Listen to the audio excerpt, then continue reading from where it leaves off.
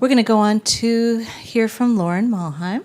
Dr. Muhlheim is going to speak about health at every size, meeting evidence-based psychotherapies.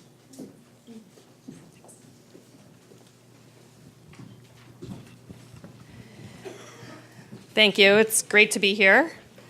And I appreciate the plug for my book, Rebecca.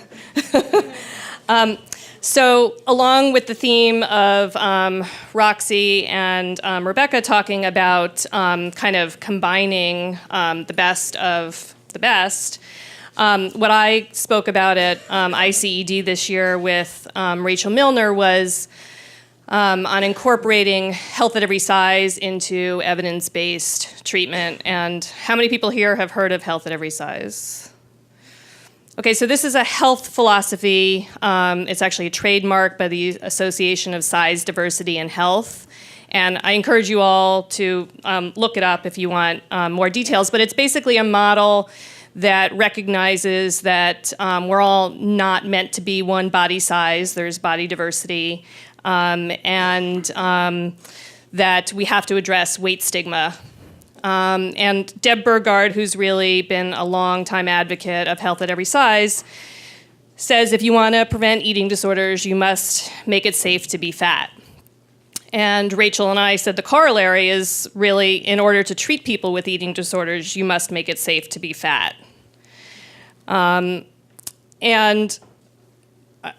kind of deviating a little bit from just talking about my talk, I wanted to kind of flash back to last year at ICED. There was a plenary on recovery from an eating disorder. And during this plenary, Anna Bardon-Cohn talked about the essential aspects of recovery from eating disorders. And one of the things was physical recovery was defined as a BMI greater than 18.5.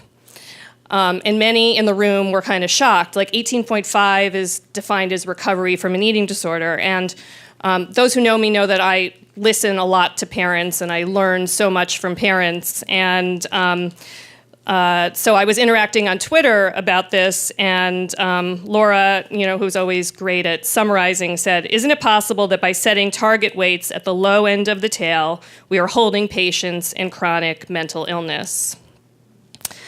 And if we look at the kind of newly recognized diagnosis of atypical anorexia, which is already weight stigmatized, the weight stigma is coming out in the fact that we see that as atypical. But atypical anorexia looks at the fact that people who are in larger bodies but have lost a significant amount of weight, we talk about it in the field as being weight suppressed, show all the symptoms of anorexia. So then how does it make sense that 18.5 BMI is defined as recovery for all eating disorders?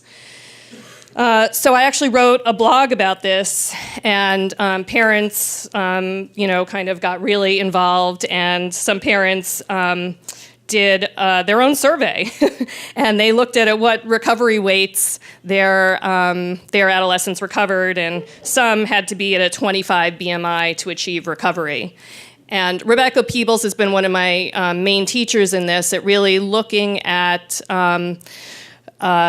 using recovery, setting recovery weights based on growth trajectories, and the adolescent's own unique growth curve. And I think this is one of the main ways that FBT does incorporate a health at every size perspective.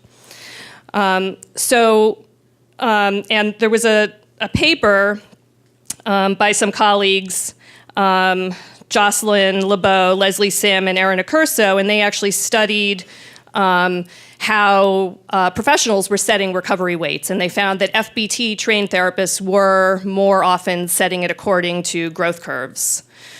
So based on the parent response and their paper, I started talking to the three of them, and I'm really excited to announce that we just launched a study. And I'm not a researcher, so this is very exciting for me. And we are trying to get parents' surveys because we believe you all have really important information about what you see in recovery. And I've got flyers here. But we're collecting data from parents on recovery because there's really no data on this, on what recovery weights are needed to see recovery. And I've got flyers, and I hope that you'll spread the word and take our survey, and we're hoping that we can get some better data to really look at this issue. And I hope it was okay to kind of that's segue beautiful. into that versus just cover my talk. Questions? I think my daughter interprets health at every size as that she can be very thin and be healthy because her blood tests are fairly normal. She hasn't fainted. She has osteoporosis, but it's like trying to convince her that she's really not healthy. Yeah. So I don't think health at every size means that everyone can be healthy at a low weight. It's more recognizing that not everyone is going to be healthy at a 20 BMI. So that's kind of a mischaracterization of health at every size, and we would that's why we define recovery not just according to BMI. We look at those other factors like psychological recovery and flexibility with eating and other things. Yeah. Hey, how do you get doctors on board, whether they're pediatricians or just general interns? When you feed a child as a parent, you also eat with a child, and you gain weight. And my wife went to the doctor recently, and he told her, "Boy, you're chunky." And she lose weight, and she probably did from all her crying. Yeah, I mean, fat phobia is a huge issue. Doctors in the traditional medical model are really, focused on fighting the obesity epidemic. And that's one of the reasons why we're trying to do this study is to have some data to show doctors that recovery doesn't just, occur at a single weight and that bodies, are meant to be different sizes. And then, I think, you have to try to find doctors who will stick up for you, like Rebecca Peebles is just amazing, and Dr. Gaudiani, who has also written a book about, eating disorder, medical issues, and she is a very strong proponent of health at every size. You don't have to get weighed. 7 years since I've been on a scale. I walk in and I say, "Coffee shop every time."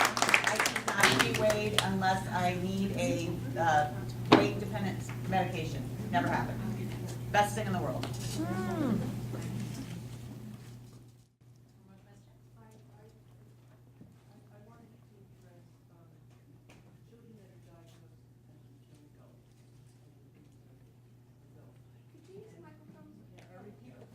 Actually, a microphone's a good idea just because of the live stream too. So if possible, when you ask a question. Yeah, just wait for us to get there and then ask the question.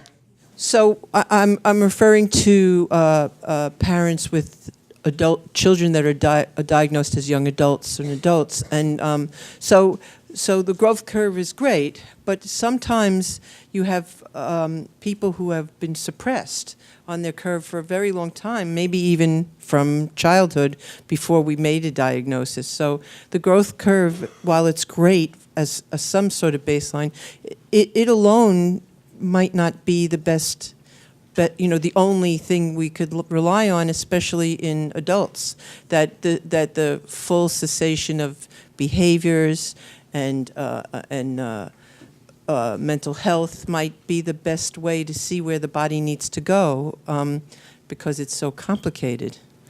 Right. So, I usually try to get as good a history as I can, ask about, weights in the family. There is some genetic link to that. And then, Rebecca has been, again, one of my teachers and says if, someone's not getting better cognitively, try increasing the weight by another 10 pounds. There's less risk from that than keeping someone chronically ill. One more question? Sorry. Lauren, how important do you feel, what significance should be put on weight when we are considering recovery and whether somebody is recovered? And at FEAST, one of the things that we do like to say is that it's a state, not a weight. So I'd be interested in your comment. Yeah, I mean, again, I don't think we have answers to this. I think, some of us theorize that part of the reason why people have been chronically ill is because they haven't been fully weight restored. So my preference is to try to get someone as quickly as possible back to their own growth curve.